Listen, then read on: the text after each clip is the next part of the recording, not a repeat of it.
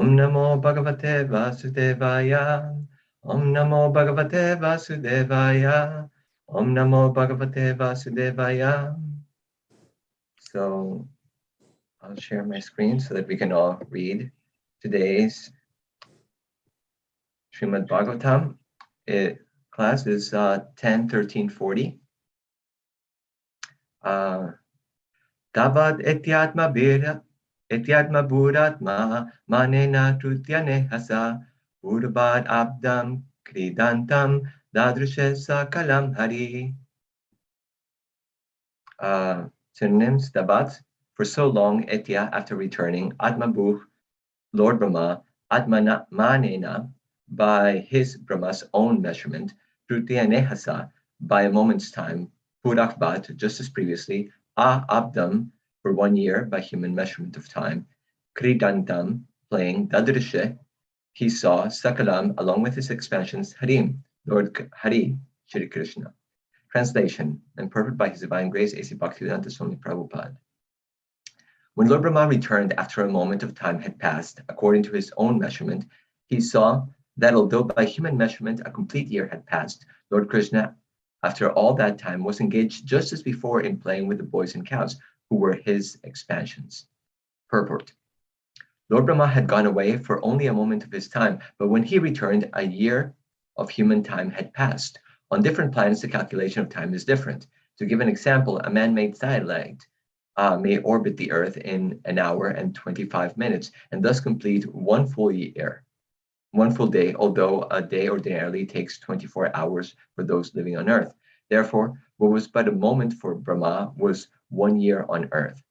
Krishna continued to expand himself in so many forms for 1 year, but by the arrangement of Yogamaya, no one could understand this but Balaram. After 1 moment of Brahma's calculation, Brahma came back to see the fun caused by his stealing the boys and calves. But he was also afraid that he was playing with fire. Krishna was his master, and he had played mischief for fun by taking away Krishna's calves and boys. He was really anxious, so he did not stay away very long. He came back after a moment of his calculations. When Brahma returned, he saw that all the boys, calves, and cows were playing with Krishna in the same way as when he had come upon them. By Krishna's display of Yogamaya, the same pastimes were going on without any change. On the day when Lord Brahma had first come, Baladev could not go with Krishna and the cowherd boys, for it was his birthday, and his mother had kept him back for proper ceremonial bath, called Shantika Snana. Therefore, Lord Baladev was not taken by Brahma at that time. Now, 1 year later, Brahma returned, and because he returned exactly the same day, Baladev was again kept at home for his birthday. Therefore, although this verse mentions that Brahma saw Krishna and all the cowherd boys, Baladev is not mentioned. It was 5 or 6 days earlier that Baladev had inquired from Krishna about the extraordinary affection of the cows and cowherd men. But now, when Brahma returned, Brahma saw all the cows and cowherd boys playing with Krishna as expansions of Krishna, but he did not see Baladev. As in the previous year, Baladev did not go into the woods on the day Lord Brahma appeared there. Om Jnanatmirandasya Gnananjana Shalakaya Chakshurun Militam Yena Tasmai Shri Gurave Namaha. Jai Shri Krishna Chaitanya Prabhu Nityananda Shri Advaita Gadadhar Shivasadi Gauda Bhakta Vrinda. Hare Krishna, Krishna Krishna, Hare Hare, Hare Rama, Rama Rama, Hare Hare. Yeah. So, before I begin, I'd like to request all the simple devotees, especially the senior most devotees like Adi Purush Prabhu and Arjuna Prabhu, to bless me so that I can speak something which is in line with our Guru Parampara, which is enlivening to our hearts, and that this message takes, this sublime message takes a root on our hearts. We are seeing today here something interesting, and it's that Lord Brahma is returning, and it's it was just a moment that he was away. Here it says atruti, if you see trutya anehasa. Prabhupada says by a moment's time. It's like when we say Truti is, if you remember in the fourth chapter, fourth canto of the Bhagavatam, sorry, third canto, it talks about like the different divisions of time, and Truti is one of those small fractions of a second.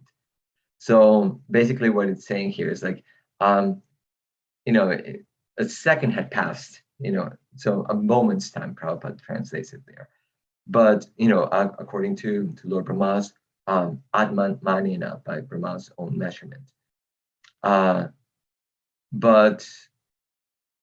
on Earth, a year had passed already. Now, how is that possible? Is it at all possible? And the answer is yes, it is possible that something like that happens. Why is that? Because there is time is very relative, and Einstein has shown us this. If you look at what Einstein said, there's two possibilities in which by special or general relativity, you could look at this. Has anybody heard about the special relativity and the twin paradox? Yes, no. So a definite no. Murli Gopal. No. So even though you may not have heard about it, you are using it every single day. Oh, really? How is that? Well, GPS uses it. In order to calculate, position and very exact positions, you have to use these satellites that are orbiting the Earth. And as they're orbiting the Earth, they're going at a certain speed, and they have to be very, very, very precise. And the thing is that as you go faster, as you move relative, at a certain speed with respect to another thing, time slows down. This is the twins paradox. Basically, according to Einstein, if you have two twins, if you have twins, and one of them stays here on Earth, and the other one gets in a rocket and goes near the speed of light, and then comes back. This person, may go for a certain amount of time and come back, but by the time that he comes back, he will see that the twin that stayed on Earth is much older than he is. And the longer that this twin stays away, that is traveling, and the closer it gets to the speed of light, the older that his twin brother is going to be when he comes back. And as I said, this has been a major part of how they calculate how these satellites stay quote unquote younger than us. So there is that. And if any of you saw the movie Interstellar is also based upon physics of Einstein. This is the general theory of relativity, in which if you're near to the to some sort of very big gravitational field, time will also slow down. So for the Bhaktivedanta Institute, we did some calculations a couple of years ago, trying to figure out, well, which one is it? Did Lord Brahma, was it because he is moving so fast, that this thing happened, that only a moment of his time? Or is it because maybe in his planet, the gravitational force is so big that you just see a moment of time as a whole year? It turned out that neither one is very plausible. So, basically, if Lord Brahma would have to be living near a black hole, like very, very near a black hole. So that's possible. But then what about the demigods who have a different time span than Lord Brahma? Well, they also would have to be living near a black hole, but a little bit further away.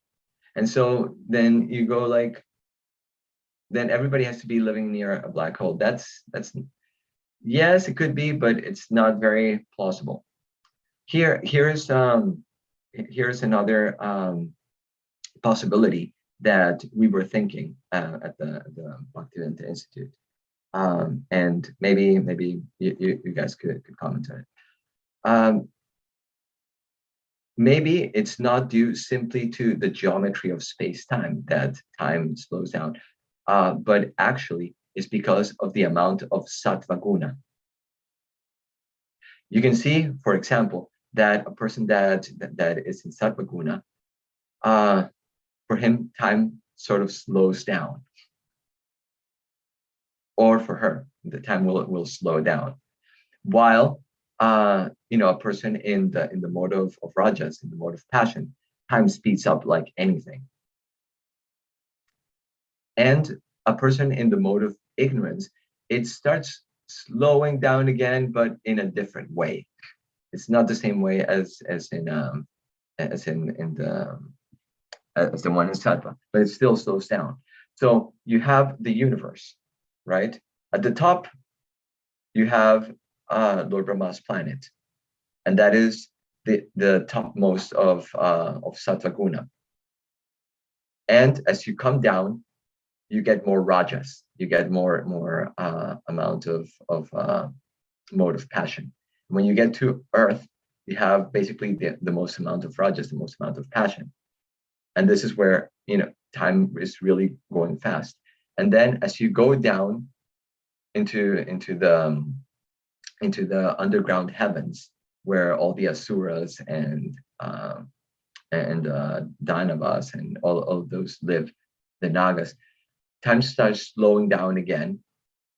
But for them, it's because it's an increase in tamas, an increase in the mode of ignorance.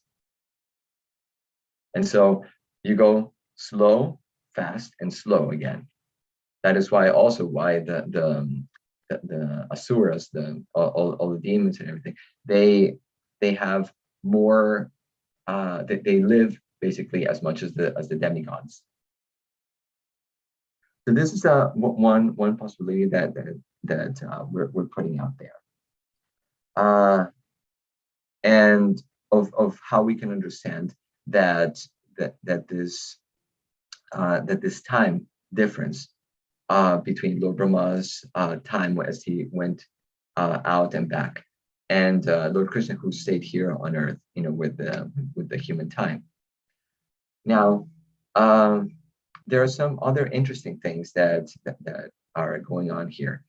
Prabhupada, he talks about how Lord Brahma came back to see the fun caused by his stealing the boys and calves, but he was also afraid he was playing with fire. So what you can see is in Jiva Goswami says this in his commentary. Lord Brahma had Mahabhaya. He had a great fear. Imagine basically, have you ever sent out an email and then you go like, oh my God, I shouldn't have sent that email. That is Lord Brahma. He just played fun on Krishna and goes like, I think I shouldn't have. And now he's seeing that he's living that fear, and now he comes back and goes like, let's see what happened. Like how did he take it? And the incredible thing is that when he comes back and he's like, how do you take it? Lord Krishna is there, Sakalam, with his expansions, and he's seeing him exactly in the same way as everything was before. Now, this is going to create an incredible dissonance in Lord Brahma, because he's going to go like, wait, I thought I just stole his cowherd boys and the cows.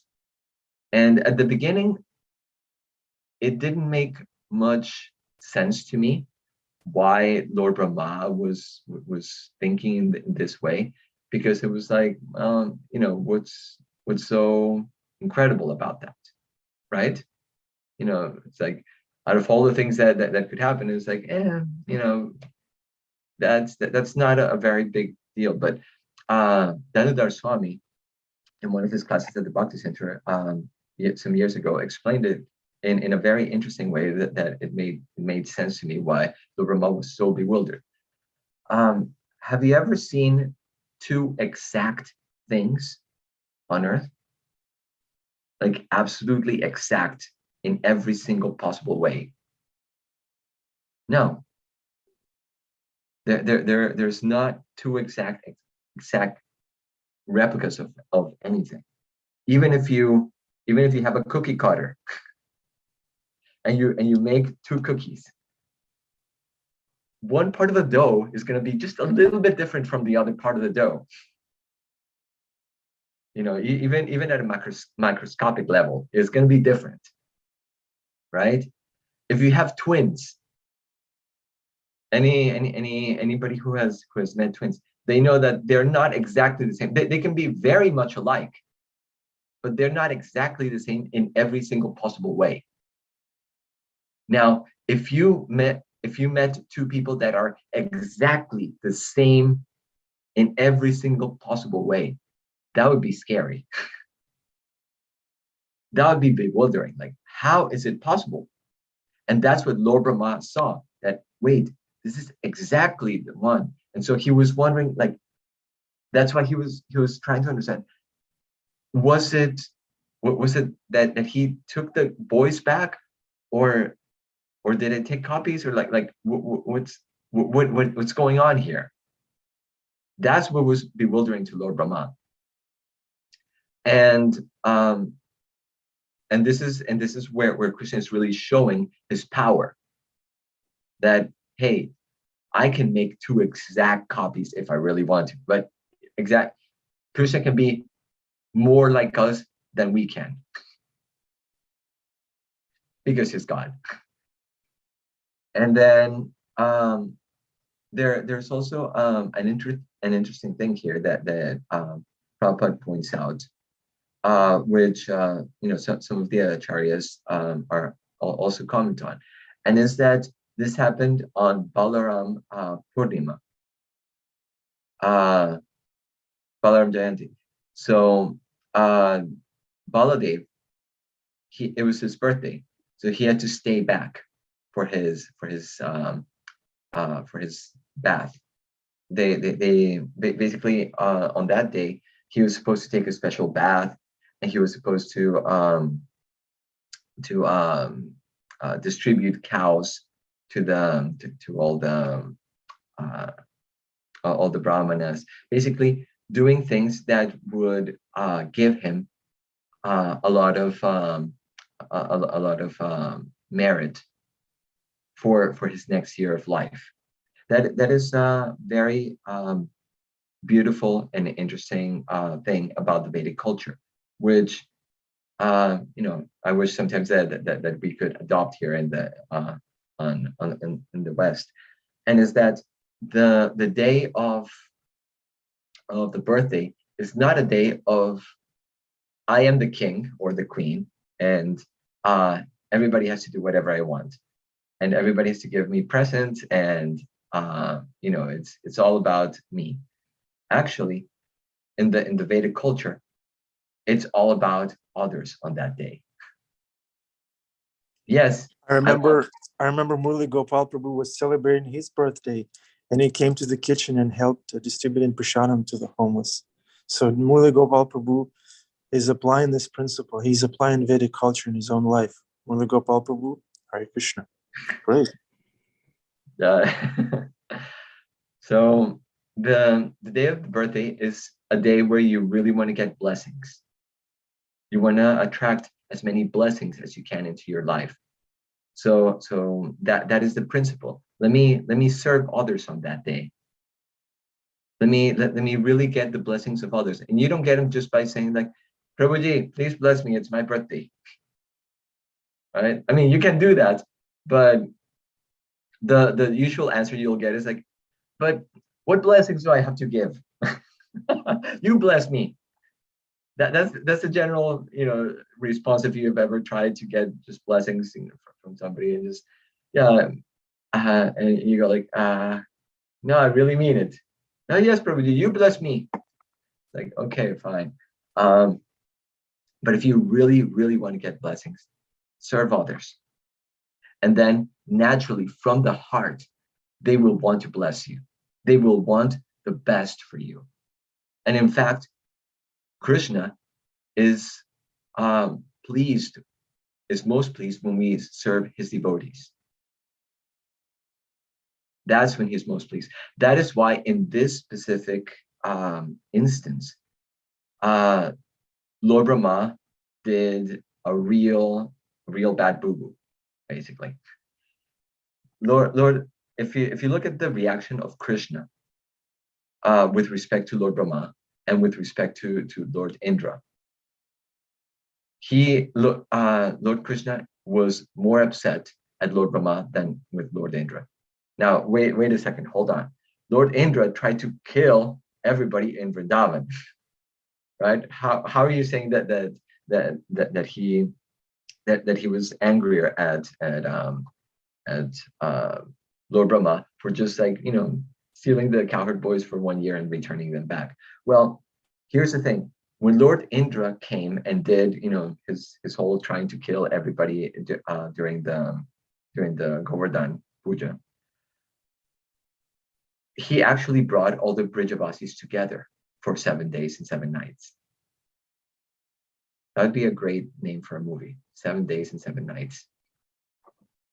Anyway, that day, when Lord Indra came and he appealed through the Surabhika, Lord Krishna was okay, fine, I forgive you, like that. In this instance, Lord Brahma took the cowherd boys away from Krishna. He took the association of the cowherd boys from Lord Krishna for a whole year. That Lord Krishna did not appreciate very much. With Lord Indra, it brought the Brijavasis together. With Lord Brahma, it took Krishna away from his devotees. Because of that, when you look at the way that Lord Krishna responds to Lord Brahma, he doesn't even look at Lord Brahma. He doesn't even look him in the eye. It's like, I'm upset with you. So we can understand that what is really special for Krishna, his devotees. Krishna has all the powers. He has all the riches. He has all the fame. He has everything. But what is most important for him? His devotees. That he considers most precious in his life. And that is why the association of the devotees is such a great boon. Because Krishna is basically giving to us the most dear thing that he considers is for him. The association of the devotees.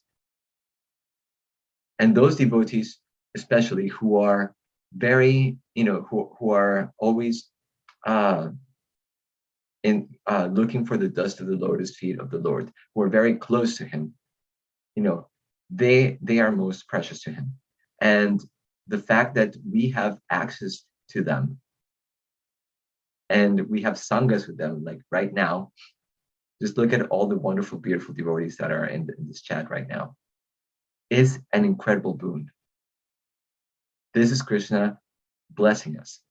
And when we do something, not so nice, what is the first thing that starts coming up?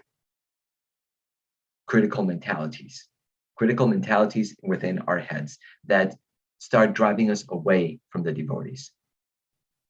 Oh yeah, those devotees, blah blah, yeah. Oh, the temple, blah blah. Oh, the GBC, blah blah. Oh, the ISKCON, blah blah. And then we just leave the association of the devotees by our, quote unquote, by our own desire, And it is by our own desire, but it's also Krishna just like, okay, just leave. So if we are bereft of the association of the devotees, that is the greatest pain. And this is one of the greatest teachings that Lord Chaitanya taught through Ramananda Roy when they had this conversation by the banks of the river. That what is the greatest pain that you can have, and is to lose the associations of devotees. There is no greater pain than doing that, because by doing that we're also losing the association of Krishna. Because when we're with the devotees, naturally topics of Krishna are going to come. Naturally, you're going to be reminded of Krishna in one way or another.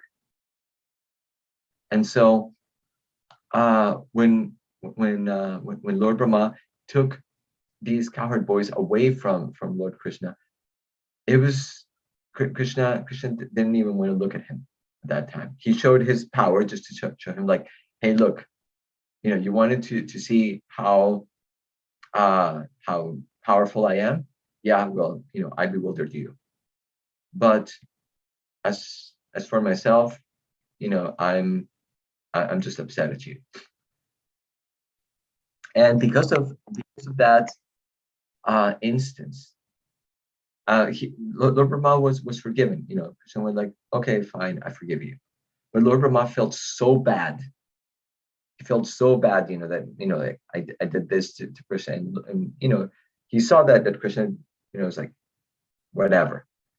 That he prayed to come back, to be actually more humble than a blade of grass. He wanted to take the lowest position. And during the time of Lord Chaitanya Mahaprabhu, Lord Brahma came back as Haridas Thakur. Because of this instance, because of this moment of him encountering Krishna and seeing, like, he doesn't even want to look at me. And during that time, he really took the humblest of positions. How can we remain in the association of the devotees? By being Trinadapi Sunichana Tadori Vaseshna Amanina Manadena Kirtanya Sadahari. By being more humble than a blade of grass, more tolerant than a tree, devoid of false sense of false prestige, and giving all respects to others. In that way, we can always be close to the devotees. And being close to the devotees means always chanting the glories of the Lord. So when Lord Brahma came back as Haridas Thakur, then he understood the lesson. He understood, it is because I thought of myself as such a great, powerful being that I started doing any of these passing with the Lord. It is because I thought that I was so powerful that I thought, like, who is this little Krishna? Who is this little boy? Is he really God? Let me see if he is really God. That's him being puffed up, saying, like, I am great. Well, are you as great as I am? No. He said, let me be more humble than a blade of grass. And he took that humblest of positions, where he just decided, like let me be an outcast. Let me be born in a Mohammedan family, and be rejected by both the Hindus and the Mohammedans. May I interject with a question? Yes, Mataji. I'm very curious, as you say that Lord Brahma came back as Haridas Thakur, if it was coming from Lord's arrangement for him through his desire to be the humblest of the humblest, or is it that he actually chose to be born as Haridas Thakur, like exactly in this position in that life? Well, he prayed that he could come back in the humblest of positions. So the Lord made that arrangement for him. It's how, I want to be, I want to redeem myself. I want to like really be like in a position where I can just be the humblest. And so the Lord made that arrangement for him. And in that way, from what I hear, he was, I can't remember, like one of his parents was a Hindu and the other one was a Muslim, a Turkish Muslim. And during the time of the invasion, I think the Mughals, they were Muslims, but from further, not Turkish Muslims, but other types. And they and that's why he was reputed, not reputed. He was disliked by both the Muslims that were invading and by the Hindus themselves. It's and it's interesting that after a whole lifetime of just chanting the names of God, of being humble like that, he really got redeemed, because at the time of his departing this world, Lord Krishna, in the form of Lord Chaitanya Mahaprabhu, he took his own body and danced with him. He took the lifeless body of Haridas Thakur and danced with him while crying tears, and everybody around him chanting the holy names of God. So he really, really redeemed himself. So yeah, sometimes we may make mistakes. That happens. But we see that Krishna is not, he doesn't harbor like this anger or envy or this feeling of unforgiveness to people. No, he gives us a chance to always, even if we're if we make like the most grievous mistakes, if we really try to make it up to God, just try. He will give us the chance, and he will love us for it. So it is 7:50, and I'm gonna stop here to look at the chat, because I haven't looked at the chat, and see if anybody has any questions, any comments, or any good jokes. Temple room. I saw a hand briefly. Okay. Yeah. Yes, Drew.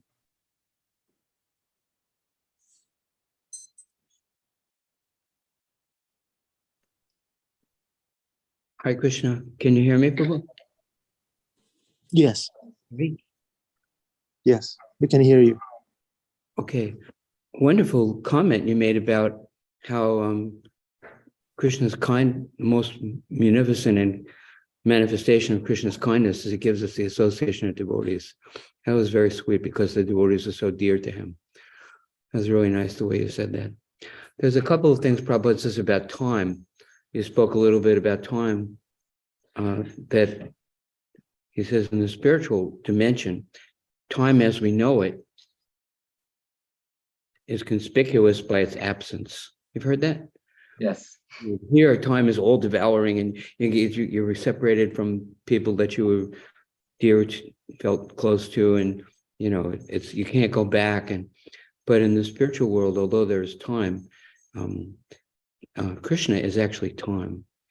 And even though there's a morning when the cowherd boys go out and an evening when they come back, still there's an eternal dimension. And Prabhupada gives the analogy, if you saw a train going from New York to California, if you were in one of the cars on the train, you couldn't see the one in the front or the one in the back. But if you're above it, you can see all the cars at once. So we're, in one sense, we're not separated from experiences that happened in the past, that Krishna's eternal thing is there. And devotees are actually outside of time and space. We were describing and hearing from you about the different features of time, how it might be faster here and slower there. But actually, we're outside of time and outside of space. And, so therefore, there's another dimension, another quality of our relationship with time that's it's not so painful. It's actually like an expansion of our consciousness when we're Krishna conscious. Yeah, three things probably. Thank you, Prabhu. Yes, that is totally true. The idea of time, at least in the way that the Bhagavatam in the Vedic culture, puts this idea of time, is really one of change, like permanent change that we don't want. It's that death that comes, is that these things. That's what they mean by time. Not that because as you mentioned, in the spiritual world, you have the different seasons. You have Krishna having leelas at different times of the day and all that. So things are happening and time is flowing, but it's not that idea of what happens here on earth, which is like things get rusted, things die, people leave forever, and like that's not there in the spiritual world. And so because of that, the devotee, we are spirit souls. We want to live forever because we live forever. We don't want things to we don't want associations to end. We don't want our activities to end, and that is what is so dissonant for us. There's a wonderful example of this. There's a Protestant preacher in Richard Wurmbrand. He was incarcerated by the Nazis, and they put him in solitary confinement for 2 years. He wasn't even allowed to talk to the guards, but he had a mystical, because he would always be chanting and dancing and praising the Lord and singing, composing songs and giving classes while he was in solitary confinement. He said he experienced the communion of the saints, which is part of the Christian, the Apostles' Creed. I believe in the forgiveness of sins. I believe in the communion of saints. And he said, what I understood was, when I was glorifying the Lord, I was connected and in the association of every other devotee who ever lived at any place at any time. And as soon as I stopped glorifying the Lord, I was separated by time. But outside of time and space, our relationships are eternal. Our relationships are eternal. That's so wild, it's so nice, because we're thinking that, this relationship, it's going to end, and then I'm going to be separated from this person. But spiritually, there's another way of always being connected. As long as Prabhupada said, I am chanting Hare Krishna in London, and you are chanting Hare Krishna in New York, we are connected by the sound vibration. There's not a separation. I'm never separated from my spiritual master. Let him respond first to that. Yeah, you can hear me? Yeah, I hear you, Champa. I was actually, I forget, in the spiritual world, we know that there are no demons, but illusory demons come just for fun.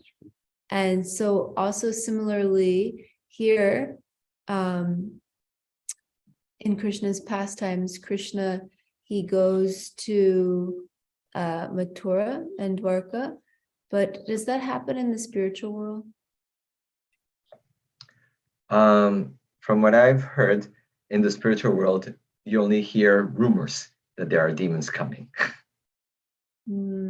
That's what I've heard. That it's only the rumors. But in the Bauma Lila, when Krishna comes here, there are demons. Now, Krishna Dai Prabhu had a question. You didn't answer my question, though. My question is if Krishna goes to Mathura and Dwarka in the spirit. Well, Krishna is always in Mathura and Dwarka as Vasudeva. Vasudev expansion.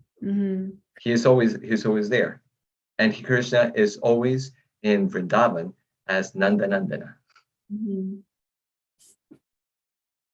But I'm wondering, like here, the Bridge Basis, they experience that love and separation. That was a special feature of being here in the earthly realm. Yes. So that's not in Goloka. No, in Goloka they will feel it, but they will feel it just temporarily. Just when Krishna goes out to herd the calves, then the gopis are feeling separation from him, and the parents are feeling separation from him.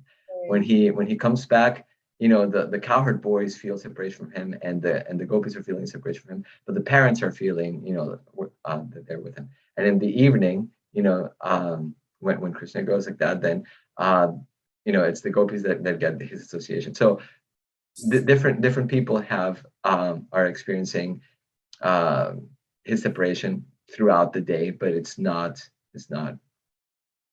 constant like it was in when he came back, when he came to the material world. Thank you. So Krishna Dai Prabhu, sorry, you had your hand at the very beginning. Thank you, Prabhu, for the nice class. Just a quick question. Does time run at different speeds for different species on the same planet? We could say that. I mean, that aligns with your proposition that time. Yeah. I mean, I have heard it in different classes that like what is a lifetime for a fly? A lifetime for a fly is like 1 year. What is the lifetime of a butterfly? It's a couple of months. And they live their whole lives, in like that. Now, do they experience it? More advanced than butterflies? What's that? Are flies more advanced than butterflies? I don't think they're, you can talk about advancement in, they're kind of, they're both insects, certainly. One is prettier than the other one. Now, which one it is, I'll let you decide, but okay, I'll figure it out. Yeah, but every species has a different timeline. What does happen is that it doesn't matter how long you have, even if you have a lifetime as long as that of Lord Brahma, time seems to fly like this. Even if you have, like billions and billions of lifetimes, then you go like, wow, it just went so fast.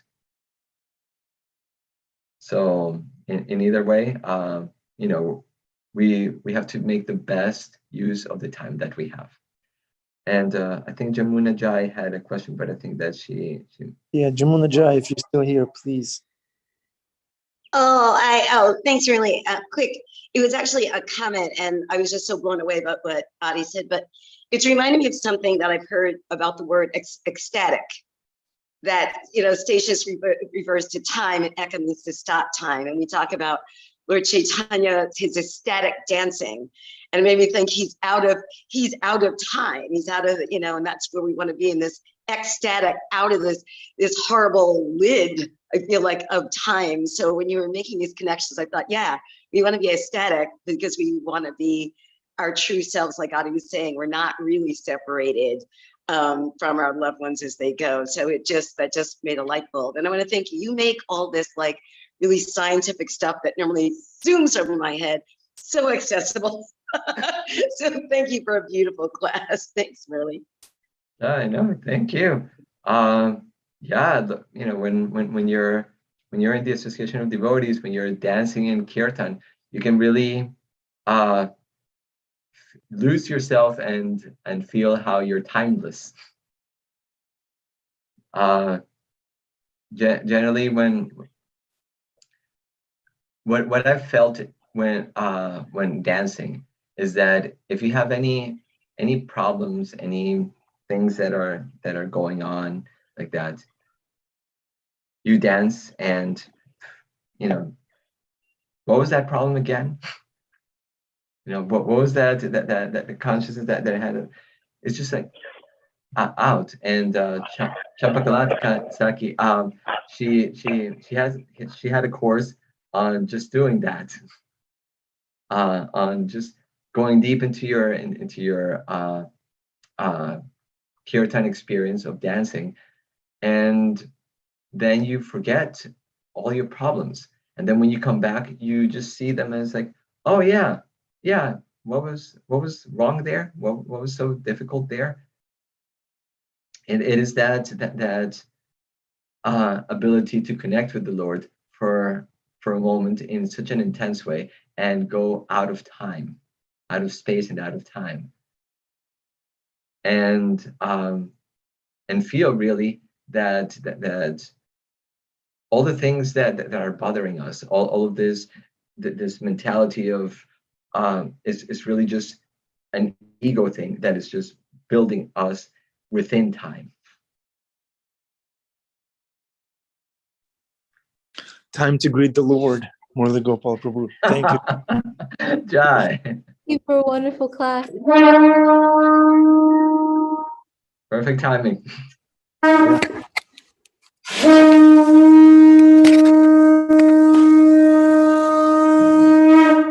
And stand up.